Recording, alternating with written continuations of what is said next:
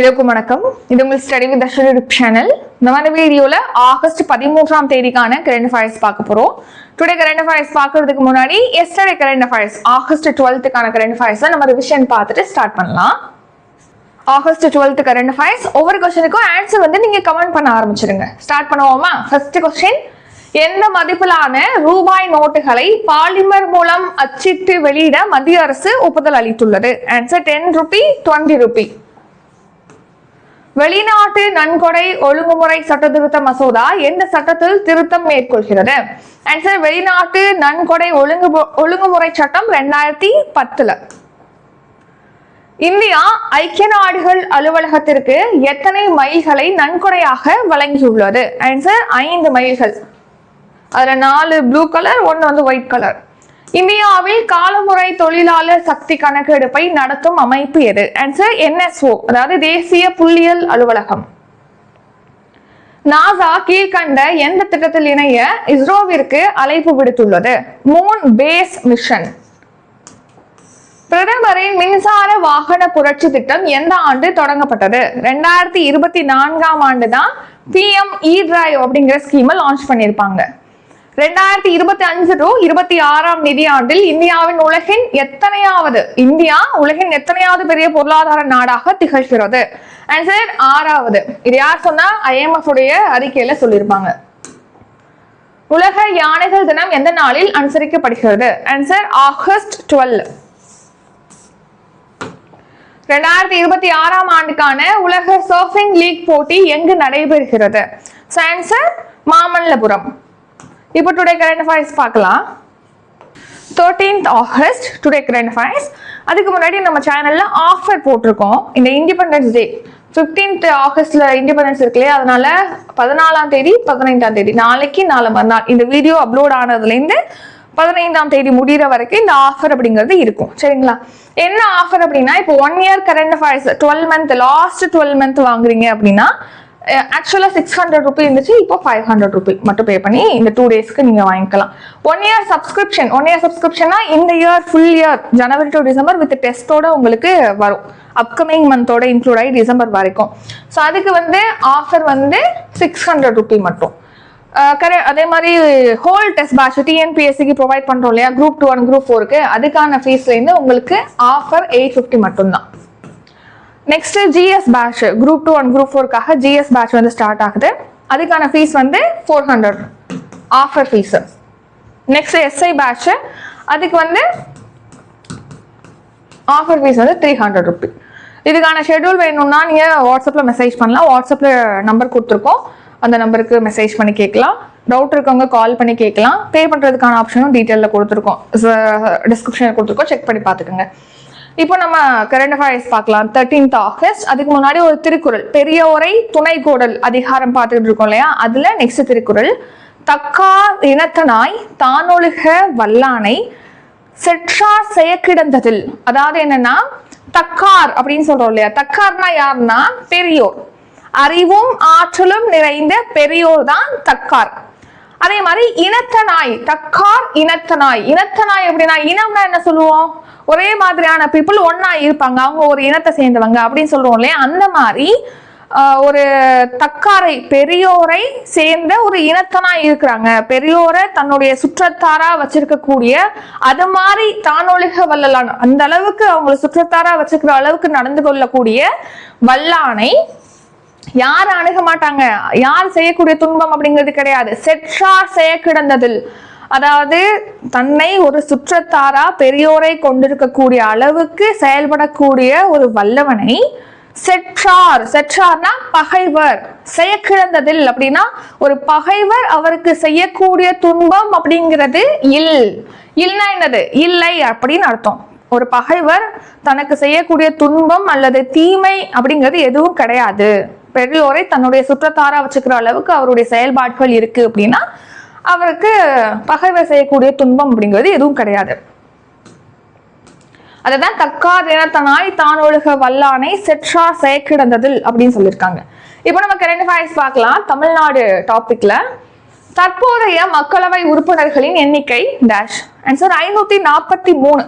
இதையே நம்ம தமிழ்நாடு கரண்ட் அஃபேர்ஸ்ல பார்க்கணும் அப்படின்னு கேட்டா, இப்போ 543 இருக்கு இல்லையா, இந்த எண்ணிக்கையை வந்து 850 உயர்த்தணும்னு சொல்லிட்டு 131வது அமெண்ட்மெண்ட் பில் சட்ட திருத்த மசோதா 131வது சட்ட திருத்த மசோதா அப்படிங்கிறது கொண்டு வந்திருப்பாங்க, நம்ம பார்த்திருப்போம். சோ நீங்க 850 உயர்த்த தேவை கிடையாது, இருக்கிற அளவுக்கே இருக்கட்டும், 543 இருக்குன்னா அதே சீட்ஸே இருக்கட்டும், அப்படியே கண்டினியூ ஆகட்டும் அப்படின்னு சொல்லிட்டு தமிழ்நாடு சட்டப்பேரவையில தீர்மானமானது நிறைவேற்றப்பட்டிருக்கு. தமிழ்நாடு சட்டப்பேரவையில அதிகபட்ச உறுப்பினர்களுடைய எண்ணிக்கை 550 பேர் வரைக்கும் இருப்பாங்க. அதுல 530 பேர் வந்து ஸ்டேட்ல இருந்து செலக்ட் ஆகிறவங்க, 20 பேர் வந்து யூனியன் பிரதேசத்துல இருந்து தேர்வாகுவாங்க. இப்போ எவ்வளவு பேர் மக்களவையில இருக்காங்க அப்படின்னா 543 பேர் இருக்காங்க. இப்போ இந்த எண்ணிக்கைய 850 உயர்த்த போறாங்க. சோ இதுல எப்படி பிரிச்சிருக்காங்க அப்படின்னா, ஸ்டேட்ல இருந்து ஒரு 815 பேரும் யூனியன் டெரிட்டரியில இருந்து ஒரு 35 பேரும் வர மாதிரி பிரிச்சிருக்காங்க. இப்போ இது எதன் அடிப்படையில் இப்ப பிரிக்க போறாங்க, இன்க்ரீஸ் பண்ண போறாங்க தொகுதிகளோட எண்ணிக்கை அப்படின்னா, 2011 நடந்த சென்சஸ் இருக்கு இல்லையா, அந்த சென்சஸ் படி மக்கள் தொகை அடிப்படையில பிரிக்க போறாங்க அப்படின்னு சொல்லியிருக்காங்க. இப்ப ஆல்ரெடி உள்ள இந்த தொகுதி இருக்கு இல்லையா 543 அப்படிங்கறது 1991 உள்ள சென்சஸ் படி பிரிச்சது. சோ இப்போ எதுக்காக பிரிக்க கூடாதுன்னு தமிழ்நாடு கவர்மெண்ட் சொல்றாங்க அப்படின்னு கேட்டீங்கன்னா, இப்போ சென்சஸ் நம்ம பேஸ் பண்ணி ஒவ்வொரு தொகுதியை நம்ம கொடுக்குறோம் அப்படின்னா, அதிகமான மக்கள் தொகை கொண்ட ஸ்டேட்டுக்கு அதிகமான தொகுதி அப்படிங்கிறது போயிடும். 2011ஆம் ஆண்டு மக்கள் தொகை கணக்கெடுப்பு படி அதிகமான மக்கள் தொகை கொண்ட மாநிலங்கள் அப்படின்னு பார்த்தோம்னா அதாவது வடக்கு மாநிலங்கள் தான். அதாவது உத்தரப்பிரதேச மாநிலம், மகாராஷ்டிரா, மத்திய பிரதேசம், வெஸ்ட் பெங்கால் அதாவது மேற்கு வங்க மாநிலம், இந்த ஸ்டேட்ஸ் பீகார், இதெல்லாம் தான் அதிகமான மக்கள் தொகை கொண்ட மாநிலம். அப்ப அதை பேஸ் பண்ணி நம்ம தொகுதி பிரிச்சோம் அப்படின்னா நிறைய தொகுதி யாருக்கு போயிரும், வட மாநிலங்களுக்கு போயிடும். சோ நம்ம வந்து என்ன பண்ணிருக்கோம், தென் மாநிலங்கள்லாம் மக்கள் தொகையை குறைக்கணும்னே நிறைய இனிஷியேட்டிவ் பண்ணி குறைச்சிருக்கோம். சோ அப்ப குறைச்சதுக்கு பலன் இல்லாம நீங்க தொகுதிகளோட எண்ணிக்கையும் கம்மி பண்ணிட்டீங்கன்னா நம்மளுடைய ரெப்ரசன்டேஷன் அப்படிங்கிறது மக்களவையில குறைஞ்சிரும் இல்லையா. சோ அதனாலதான் இப்ப எப்படி இருக்கு 543 இருக்கோ அதே மாதிரியே தொடரட்டும்னு சொல்லிட்டு தீர்மானம் நிறைவேற்றிருக்காங்க. இப்ப ஏன் வந்து இவங்க 2011 மக்கள் தொகை கணக்கெடுப்பின்படி தொகுதிகளை மறுசீரமைக்கிறதுக்கு முற்படுறாங்க அப்படின்னு கேட்டா, 33% இடஒதுக்கீடு மக்களவையிலையும் மாநில சட்டப்பேரவையிலையும் கொடுக்குறாங்க பெண்களுக்கு. அதுக்கான ரிசர்வேஷன் பில் அப்படிங்கிறது 106வது சட்ட திருத்தம் மூலமா கொண்டு வரப்பட்டது 2023. அதுல என்ன சொல்லிருப்பாங்கன்னா, 2029 எலெக்ஷன் மக்களவை தேர்தல இருந்து இதை இம்ப்ளிமெண்ட் பண்ணுவோம். இம்ப்ளிமெண்ட் பண்ணதுல இருந்து 15 இயர்ஸ் 15 வருஷத்துக்கு அது செயல்பாட்டுல இருக்கும்னு சொல்லியிருப்பாங்க. சோ அப்போ அது இப்ப வர மக்கள் தொகை கணக்கெடுப்புக்கு அப்புறமா தான் பண்றதா பிளான், தொகுதி மறுவரையறை செஞ்சதுக்கு அப்புறமா தான் பண்றதா பிளான். இப்போதானே மக்கள் தொகை கணக்கெடுப்பை 2027 தானே நடத்துறாங்க. சோ அதனால வந்து இது இன்னும் டிலே ஆயிரும், 2029 செயல்படுத்த முடியாது, அதனால முன்கூட்டியே செயல்படுத்தணும் அப்படின்னா இந்த மாதிரிதான் பண்ணி ஆகணும்னு சொல்லிட்டு அமெண்ட்மெண்ட் கொண்டு வரதுக்கான பில்லை இன்ட்ரடியூஸ் பண்ணிருப்பாங்க. ஸோ நீங்க 33% ரிசர்வேஷனே கொண்டு வாங்க, அதே மாதிரி தொகுதிகளோட எண்ணிக்கையில நீங்க மாற்றம் கொண்டு வர வேணா 543 தொடரட்டும் அப்படின்னு சொல்லிட்டு தமிழ்நாடு சட்டப்பேரவையில தீர்மானமானது நிறைவேற்றப்பட்டிருக்கு. ஸோ அதேதான் 33% ரிசர்வேஷன் 2026 மக்கள் தொகை அடிப்படையாக கொண்டு தொகுதி மறுசீரமைப்பு அப்படிங்கறது செய்யக்கூடாது. நமக்கு இப்ப எப்படி இருக்குன்னா 1991 மக்கள் தொகை கணக்கெடுப்பின் படிதான் மறுசீரமைப்பு செஞ்சிருக்கோம். அதே மாதிரி 2011 படி கொண்டு வர்றதுக்காக தான் பிளான் பண்ணியிருப்பாங்க அதெல்லாம். Next appointment current affairs. Tata sons நிறுவனத்தின் தலைவர் பதவியில் இருந்து விலகுவதாக அறிவித்தவர் யார்? ஆன்சர் வந்து என் சந்திரசேகரன் அவர்கள் தான் இப்போ டாடா சன்ஸ் நிறுவனத்துடைய தலைவர் பதவியிலிருந்து விலகிறதா அறிவிச்சிருக்காங்க. ஆக்சுவலா இவருடைய டெனர் அப்படிங்கிறது 2027ஆம் ஆண்டு பிப்ரவரியோட தான் முடியுது. அவருடைய பதவிக்காலம் முடியறதுக்கு முன்னாடியே அதுல இருந்து ராஜினாமா பண்றாரு. Next national. புற்றுநோயை நோட்டிஃபையபிள் டிசீஸாக அறிவிக்க எத்தனை மாநிலங்கள் மற்றும் யூனியன் பிரதேசங்களுக்கு உச்சநீதிமன்றம் உத்தரவிட்டுள்ளது? ஆன்சர் 19. மொத்தமா எத்தனை ஸ்டேட் இருக்கு? 28 ஸ்டேட், 8 யூனியன் டெரிட்டரி இருக்கு. மொத்தமா இது ரெண்டையும் சேர்த்தோம்னா 36 ஸ்டேட்ஸ் அண்ட் யூனியன் டெரிட்டரிஸ் இருக்கா. இதுல 19 ஸ்டேட் அண்ட் யூனியன் டெரிட்டரியில இன்னும் புற்றுநோயை நோட்டிஃபையபிள் டிசீஸா அறிவிக்காம இருக்காங்க. 17 ஸ்டேட் அண்ட் யூனியன் டெரிட்டரியில அறிவிச்சிட்டாங்க. இப்போ இந்த ரிமைனிங் உள்ள இந்த 19 ஸ்டேட்ஸ் அண்ட் யூனியன் டெரிட்டரிஸ்ல இதை நோட்டிஃபியபிள் டிசீஸா அறிவிங்க அப்படின்னு சொல்லிட்டு சுப்ரீம் கோர்ட் இப்போ அறிவிச்சிருக்காங்க, உத்தரவிட்டிருக்காங்க. நோட்டிஃபியபிள் டிசீஸா அறிவிக்கிறதுனால என்ன பயன் அப்படின்னு கேட்டா, இப்போ ஒரு குடும்பத்துல ஒரு 5 பேர் இருக்காங்கன்னு வச்சுக்கோங்க. 5 பேர்ல ஒரு ஆளுக்கு முடியல, அந்த முடியாத நபர் வந்து எனக்கு முடியலன்னே சொல்லாமே இருக்கிறாங்க. ஃபைனலா அந்த குடும்பத்துல உள்ளவங்களுக்கு எப்ப தெரியும், படுக்கை ஆனதுக்கு அப்புறம், நகரவே முடியாத அளவுக்கு ரொம்ப அதிகமா முடியாம ஆனதுக்கு அப்புறம் தான் தெரியும். சொல்லியிருக்கலாம்ல முடியல அப்படின்னு சொல்லிட்டு, முன்னாடியே ஹாஸ்பிட்டலுக்கு கொண்டு போய் சரி பண்ணிருக்கலாம்ல அப்படின்னு சொல்லி கேட்பாங்கல்ல.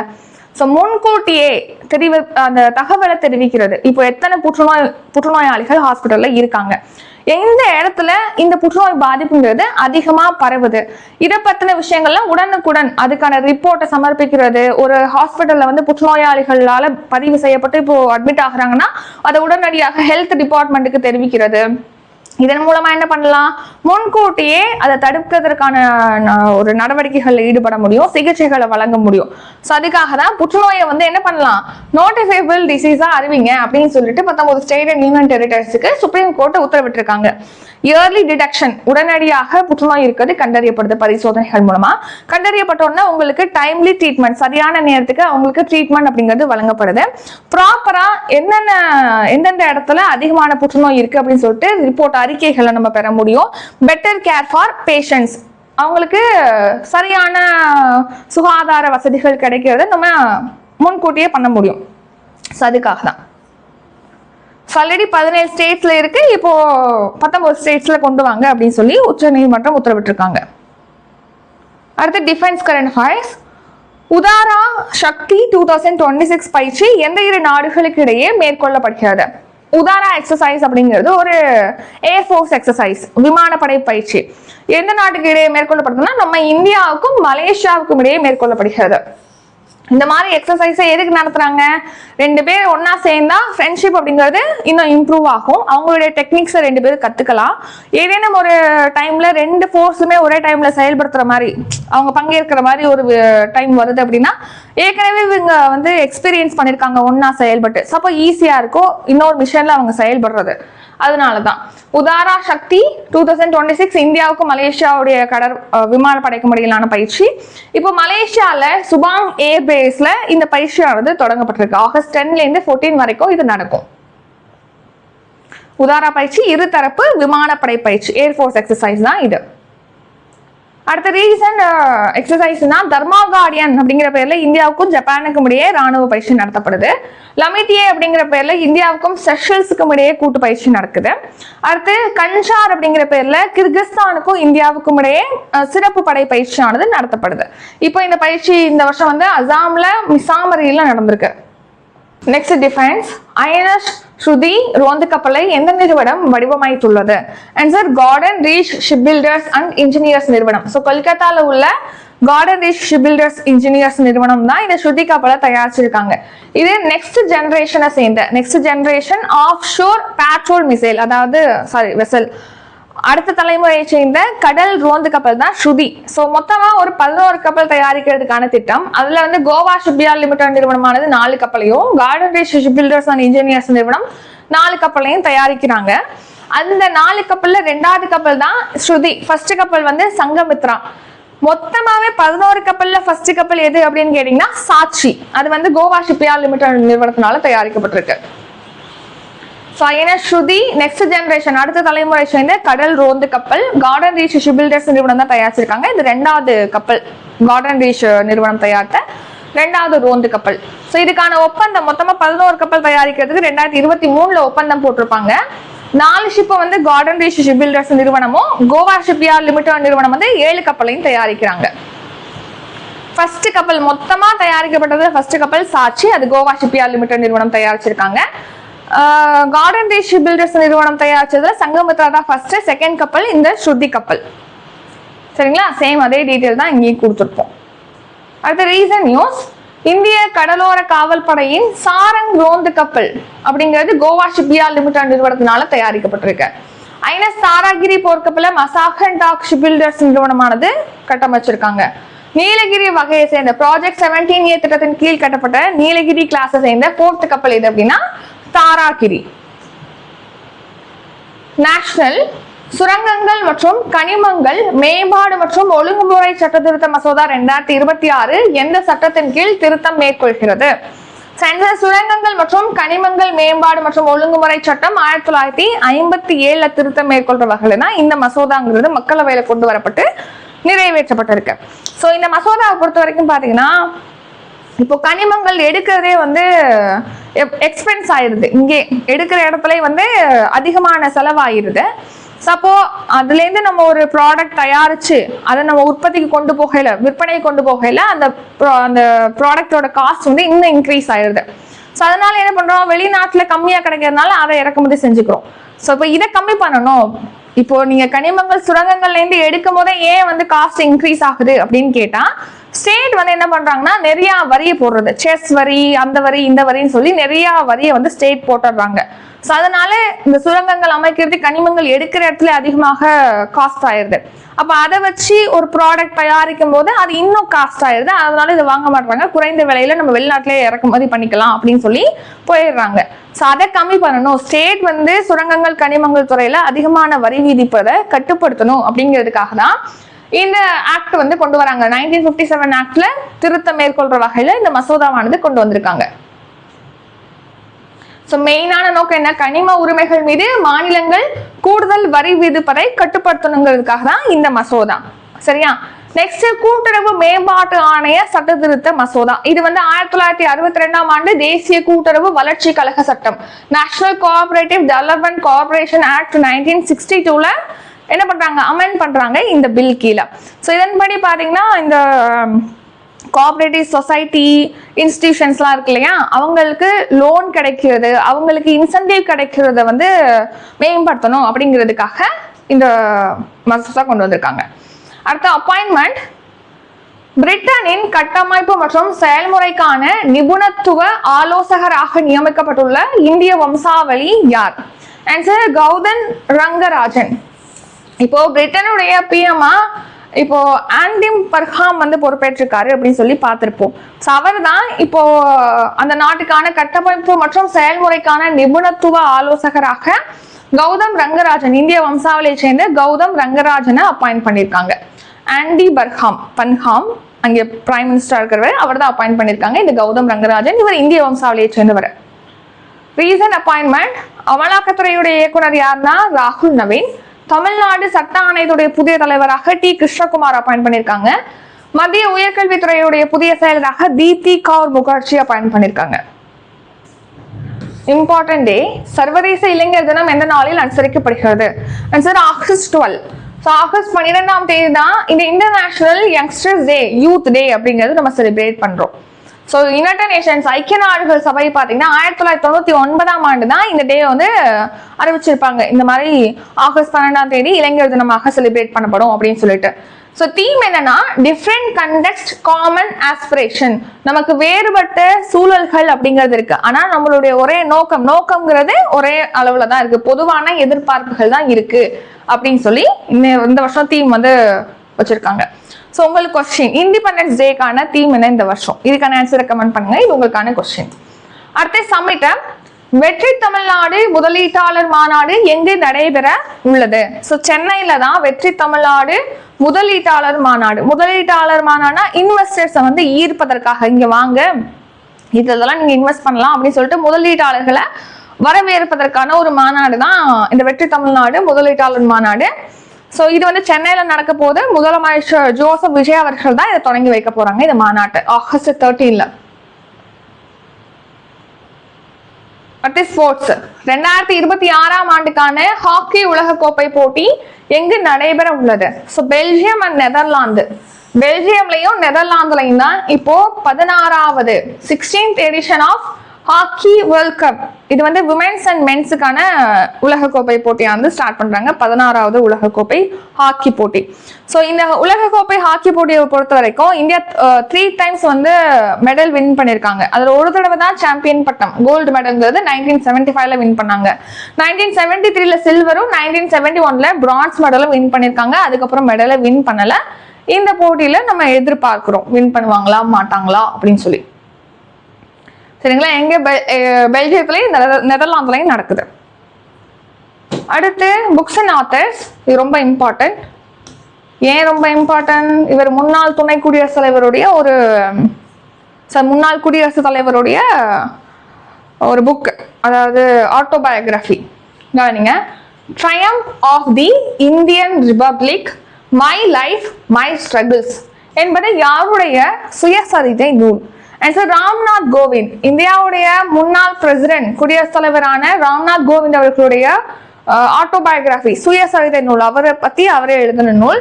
ட்ரையம்ப் ஆஃப், அவருடைய வாழ்க்கை வரலாற்றை பத்தி எழுதின நூல். Triumph of the Indian republic, my life my struggles.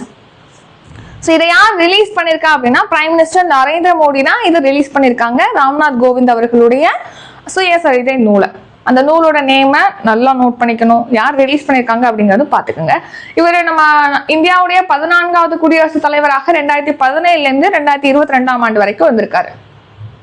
அடுத்து ரீசன் யூஸ். இதே மாதிரி புக்ஸ் அண்ட் ஆத்தர்ஸ் பார்த்தோம்னா, when audit matters, CAG interventions that made a difference. இது வினோத் ராய் எழுதியிருக்காங்க, அதாவது தொகுத்திருக்காங்க இந்த புத்தகத்தை. அடுத்து VIP culture in India, power privilege and distance from democracy. இதை சிபி ராதாகிருஷ்ணன் அவர்கள் வெளியிட்டிருக்காங்க இந்த புத்தகத்தை. அடுத்து India and I, 100 memories not memoir என்ற புத்தகத்தை எழுதியவர் யாருன்னா SY குரேஷி எழுதியிருக்காங்க. லாஸ்டா ஷார்ட்ஸ் நெக்ஸ்ட் டிவிஷன் பார்த்துடலாமா? வெளிநாட்டு நன்கொடை சட்ட திருத்த மசோதா இப்போ 31 உறுப்பினர்கள் கொண்ட நாடாளுமன்ற கூட்டுக்குழுவுக்கு அனுப்பியிருக்காங்க. எஸ்டர்டேவே பார்த்திருப்போம். இந்திய டேபிள் டென்னிஸ் சம்மேளனத்துடைய நிர்வாக குறைபாடுகள் இருக்குது அப்படின்னு சொல்லிட்டு அதோடைய இடைநீக்கம் செஞ்சிருக்காங்க அந்த சம்மேளனத்தை மத்திய விளையாட்டு அமைச்சகம். அடுத்து 13ஆம் தேதி ஆகஸ்ட் கரண்ட் அஃபேர்ஸ்க்கான ரிவிஷன் பார்த்துடலாம். அதுக்கு முன்னாடி அகைன் ஆஃபர் 14, 15 ஆகஸ்ட் வரைக்கும் இருக்கும். இந்த 2 days இந்த வீடியோவில் நம்ம அப்லோட் பண்ணதுலேருந்து இந்த ஆஃபர் ஸ்டார்ட் ஆகுது.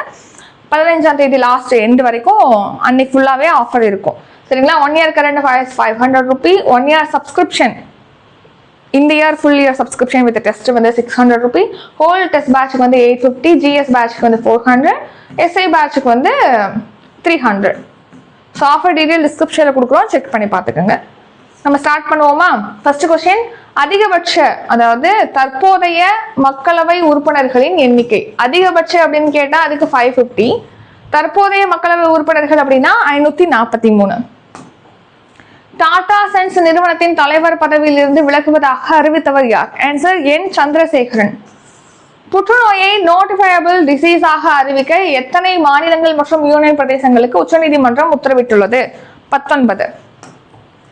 உதாரா சக்தி 2026 பயிற்சி எந்த 2 நாடுகளுக்கு இடையே மேற்கொள்ளப்படுகிறது? ஆன்சர் இந்தியா மற்றும் மலேசியாவுக்கு இடையிலான விமானப்படை பயிற்சி. INS ஸ்ருதி ரோந்து கப்பலை எந்த நிறுவனம் வடிவமைத்துள்ளது? Garden Reach Shipbuilders and Engineers நிறுவனம். சுரங்கங்கள் மற்றும் கனிமங்கள் மேம்பாடு மற்றும் ஒழுங்குமுறை சட்ட திருத்த மசோதா 2026 எந்த சட்டத்தின் கீழ் திருத்தம் மேற்கொள்கிறது? சுரங்கங்கள் மற்றும் கனிமங்கள் மேம்பாடு மற்றும் ஒழுங்குமுறை சட்டம் 1957. பிரிட்டனின் கட்டமைப்பு மற்றும் செயல்முறைக்கான நிபுணத்துவ ஆலோசகராக நியமிக்கப்பட்டுள்ள இந்திய வம்சாவளி யார்? ஆன்சர் கௌதம் ரங்கராஜன். சர்வதேச இளைஞர் தினம் எந்த நாளில் அனுசரிக்கப்படுகிறது? ஆகஸ்ட் 12. வெற்றி தமிழ்நாடு முதலீட்டாளர் மாநாடு எங்கு நடைபெற உள்ளது? ஆன்சர் சென்னை. 2026 ஆண்டுக்கான ஹாக்கி உலக கோப்பை போட்டி எங்கு நடைபெற உள்ளது? ஆன்சர் பெல்ஜியம் மற்றும் Netherlands. Triumph of the Indian republic, my life my struggle என்பது யாருடைய சுயசரிதை நூல்? ஆன்சர் ராம்நாத் கோவிந்த். இத்துடன் இன்றைக்கான கரண்ட் அஃபேர்ஸ் வீடியோ நிறைவடைகிறது. இந்த வீடியோ உங்களுக்கு பிடிச்சிருந்தா லைக் பண்ணுங்க, ஷேர் பண்ணுங்க. நம்ம சேனலை நீங்க இன்னும் சப்ஸ்கிரைப் பண்ணலன்னா மறக்காம சப்ஸ்கிரைப் பண்ணிக்கோங்க. நன்றி, வணக்கம்.